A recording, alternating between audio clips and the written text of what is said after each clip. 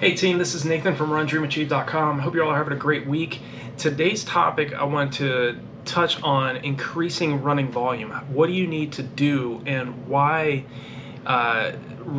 focusing more so on quality over volume is important. We're all different. We all have different goals in this sport.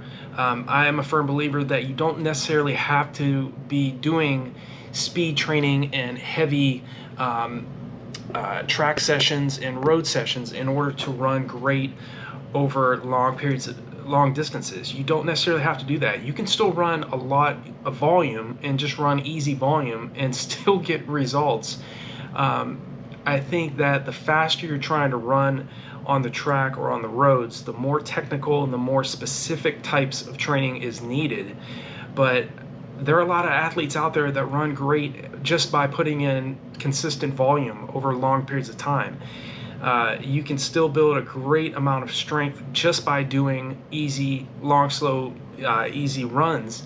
The videos that I've made in the past in regards to running faster over, either middle distance to long distance races, the reason why I talk about, the VO2 max workouts and doing longer tempo runs and really focusing on your speed, that is more for the athletes that are, if you're trying to run under 2 hours and 30 minutes for the marathon, or you're trying to run a sub 34-minute 10K, or maybe under 17 minutes for 5K, there's a little bit more that's going to be required out of you in order to run that fast over those specific types of distances. A lot of athletes, some athletes are just more prone to getting better results just by running volume, and what works for them is just their strength. They have a capability of not necessarily focusing a great deal of their time on speed and really training a great deal of their time anaerobically, but they built such a huge amount of strength and stamina from running for long periods of time for several months and several years that's what works best for them. And I've always said this in all my videos as well. What works for me may not work for you. There are so many voices out there. There's so much experience and athletes out there that have run much, much faster than I've run over the mile to the marathon distances. Okay, I can only share what I know. I enjoy just making these videos. Nothing's planned. I think about what are some topics that are very important for athletes and some of the things that I was wanting to know in my own career. And so increasing running volume and how to increase running volume, it is more so thinking long term. Okay, you're not going to just jump into running 80 miles a week in your first week of training. Have a plan in place.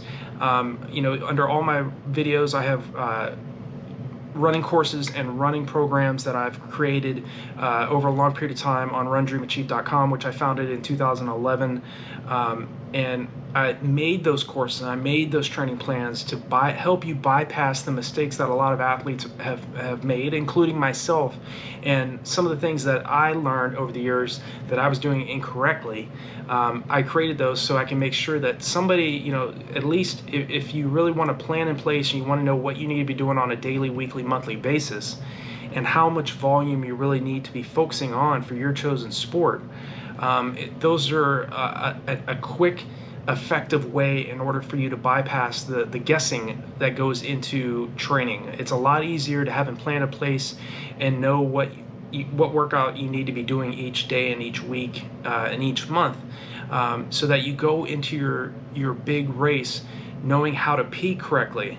Okay, so increasing running volume is, you definitely have to think long term, and not be in a rush with your training. Okay, you hear about that 10% rule where you don't increase your weekly volume more than 10% each week. Again, that's going to be individual. That's going to come down to each individual athlete. Some athletes can go more than 10% each week. Maybe you're doing 50 miles 1 week, and then you want to go up to 70 miles the next week. Okay, just always keep in mind recovery. Okay, so if you're going to make that type of big jump, then make sure that you're allotting a recovery week in your training. Okay, so again, you want to be able to get the highest return on your investment. Okay, you can only push the body so hard anaerobically so many times each week. You know, you have to allot that time. So make sure that you're jogging on recovery days. I've trained with world-class athletes that will literally go out and jog 8 to 10, 11-minute mile pace on their easy days, but they can go out and run a marathon at under 5-minute mile pace. Okay, they're very disciplined even on their easy days. They're just as disciplined on their easy days as they are on their hard days. So get beyond just running, especially if you're trying to run a specific time and hold a specific pace for your chosen distance. Get beyond thinking volume in and of itself is the answer. Okay, again, every athlete's different. You may be somebody that's really effective at just putting in.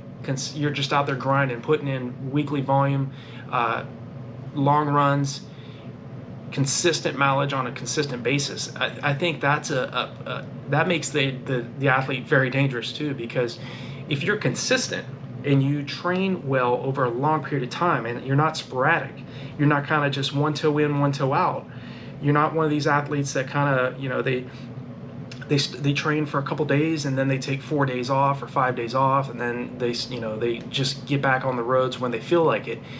No, if you're one of those athletes that puts in consistent training on, anywhere from 3 days a week to 7 days straight. Everybody, again, some athletes will get just as much effective results off of running 3 days a week as somebody that's training 7 days a week.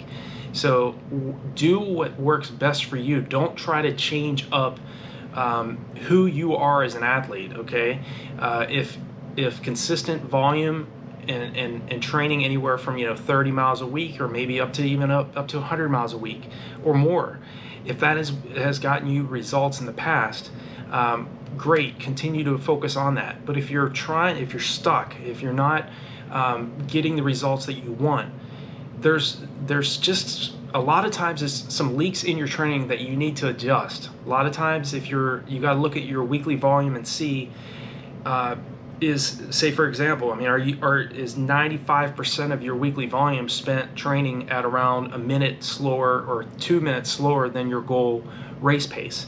Okay, if that's the case, then you need to start spending more time training, much faster than your goal race pace. So a higher percentage of your weekly volume at near or far below goal race pace. Okay, because that's the key. You want to make sure that you're training well below goal race pace so that you can get your goal race pace to feel more moderate rather than anaerobic and you start redlining early on in your race. You don't want to feel that way. You want to feel extremely tired and fatigued, in the last mile of a 10K race, or maybe like the last 5K of a marathon. It's normal to feel that way at that stage of the race, but you don't want to feel that way in the first quarter of your race. So always remember quality over quantity. Okay, especially if you're trying to run fast over your chosen event. Okay, again, if you're getting results and you've gotten results off of just running volume, then great. Kudos to you. I respect you and know you're going to continue to do great things. But if you're watching this video and you've watched this far in, it already tells me that you're still seeking that change in training method to get you to the next level in your racing. So if that's the case, check out the resources that are below all of my videos here on the channel. You're free to check out RunDreamAchieve.com, NutritionGeeks.com if you want to start changing up how you're setting up your nutrition as well. Start intaking a little bit more protein each week, especially after those long runs and after those tempo runs, track sessions where you're really putting a hurting on your muscles. Recovery is key. Okay, I think the recovery period and recovery phase of training is oftentimes even more important than doing the anaerobic training, by itself. You have to allot the sufficient time for yourself to back off, run easy, jog on recovery days. That way, when you get, you allot that 48 hours, preferably 48 hours after a hard anaerobic workout on the track or on the roads, you're going to be able to continue to do very effective track sessions, very effective road sessions, because again, you're giving yourself enough time to recover from each hard anaerobic workout. Okay, so quality is very important, so is volume. But if you're trying to run fast and you want to run faster over the middle to long distance races, speed and stamina and strength is the game. So you have to focus on a combination of both quality training as well as volume, and being able to, and once you've mastered your chosen event, the longer you're in the sport, the more you realize that training at, near, or far below goal marathon race pace, or far below 5K race pace, or 10K, whatever event you're training for, that's very, very important, as is following the fundamentals. Hydrate well enough in training and in the races, especially longer races where ingesting enough fluid and ingesting enough calories is really going to make the difference. You know, a lot of athletes make the mistake, and I made it too earlier on in my career, where I would not drink enough in my 10K to marathon races. I paid the price big time. I would pass aid stations. I would not take in gels. And then I wondered why I was getting to the finish line and not running nowhere near what I was capable of doing. So pay attention to the fundamentals. It's not just doing track workouts and long runs that get you great results. Okay, yes, you have to put in volume. Yes, you have to be consistent, but you have to do all the other fundamentals and follow the philosophy of the world-class athletes and world-class coaches that always talk about the importance of recovery, nutrition, mindset, mental training. Visualize yourself succeeding, getting across the finish line with the clock time, with the time on the clock that you want to race, that you want to run, that you've been dreaming about. Visualize that, think that over, and spend some time each day. Be just as committed in regards to doing those things, because I guarantee your competition is not always going to be focusing on that. It's very easy, because for most athletes, most of us are always focused on the physical training.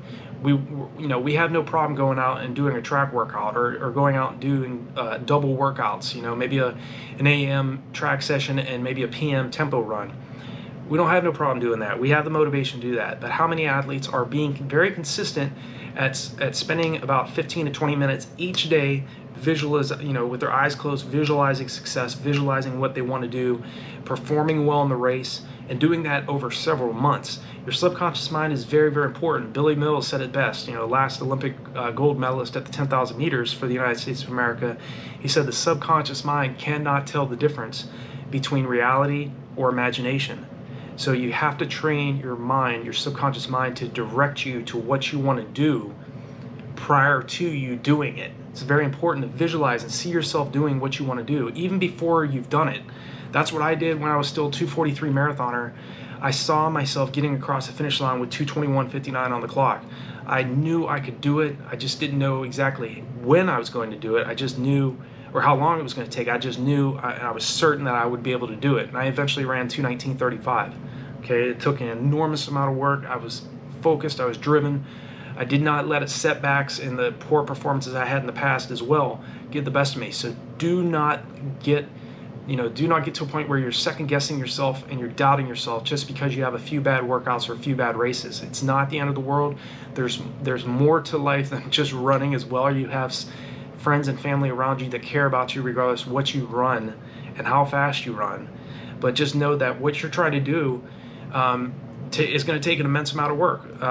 Most of the people that are watching these videos are already highly driven, motivated, focused, talented athletes, as well as non-athletes. I have, people that are just getting into the sport as well that reach out to me. So what you're trying to do takes heavy work, and a lot of times it's going to take a long period of time, sometimes much longer than you had originally planned. But as long as you can find that motivation and keep your enthusiasm high and not lose hope when you have some setbacks and you have some struggles along the way, you're going to be successful, because that's what comes down to run great over the middle to long distance races. It's about consistent effort over a long period of time. And how badly do you want it? These athletes that are putting in the work and getting the results and perfecting their sport, and perfecting their races, they're students. They're athletes that want to invest in themselves, and they want to get to the next level, and they'll do whatever it takes. So I already know that's what you are. You wouldn't be here if you didn't have that commitment and those high standards. So I wish you all the best. If there's anything else I can help you out with, feel free to leave me a comment below any of my videos. Reach out to me. I'll do the best I can to keep in touch with you. There's a lot of resources on RunDreamAchieve.com, so feel free to check that out, as well as NutritionGeeks.com. So I wish you all the best and continued success in your particular event, and I will talk to you all in the next